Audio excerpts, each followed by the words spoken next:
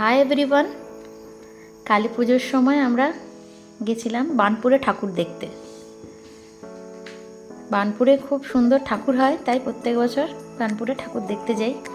তো এবছর আমরা ঠাকুর দেখতে ভেতরে ঢুকতে পারিনি, এতটাই ভিড় ছিল।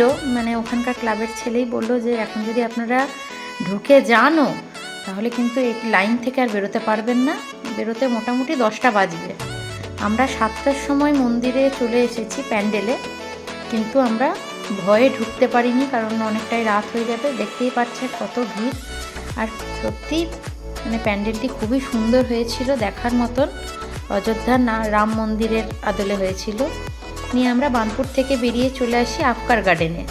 আফকার গার্ডেনে সেদিনকে পৌশালী এসেছিল প্রোগ্রাম করতে, তো পৌশালী ঢুকেছে আর আমরা বেরিয়ে গেছি। তো যাই হোক, আমরা মন্দিরে মাকে দর্শন করে প্যান্ডেলে মাকে দর্শন করে আমরা আফকার গার্ডেন থেকে বেরিয়ে যাই। যাই হোক, একটাও তো ঠাকুর দর্শন করলাম, কিন্তু বার্নপুরে অতিরিক্ত ভিড় থাকার কারণে আমরা ঠাকুর দেখতে পারিনি। রোডে প্রচুর জ্যাম, সন্ধ্যে 7টাতে এই অবস্থা ছিল। তাই আমরা ওখান থেকে বেরিয়ে সোজা চলে আসি আফকার গার্ডেনে। আফকার গার্ডেনে ঠাকুর দেখে আমার মেয়েদের পেয়ে গেছিলো খিদে, আমার আর আমার জায়ের মেয়ের পেয়ে গেছিলো খিদে। নিয়ে আমরা ঢুকেছিলাম একটা রেস্টুরেন্টে খেতে। এই যে রেস্টুরেন্টটা, বসে গেছি খেতে। খাওয়া দাওয়া করে আমরা বাড়ি চলে যাব।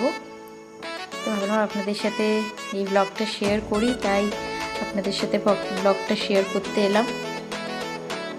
এটা হচ্ছে আসানসোলের পুলিশ লাইনের কাছে হোটেল ইস্পাত ইন্টারন্যাশনাল। এখানে এসেছিলাম আমরা খেতে। ভিডিওটা আপনাদের কেমন লাগলো অবশ্যই জানাবেন। Please like, comment, share and subscribe করবেন। আসানসোলে যারা থাকেন তারা নিশ্চয়ই এই রেস্টুরেন্ট বা হোটেলটা জানেন। আজকের মতন আসছি, বাই।